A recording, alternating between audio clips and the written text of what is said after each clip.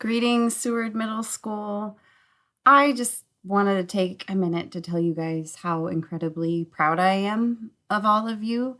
We are going through an incredibly stressful, challenging, uncertain time, and you guys are still getting it done. You are doing your best, you're logging on, you are making progress, you are learning, you are trying, you are doing, and I am so stinking proud of you.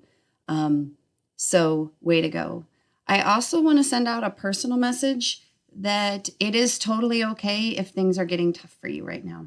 It's getting tough for adults too. So, if you are finding yourself having a hard time motivating, having a hard time getting up and giving it a try, having a hard time getting outside, whatever it is, just know that that's okay.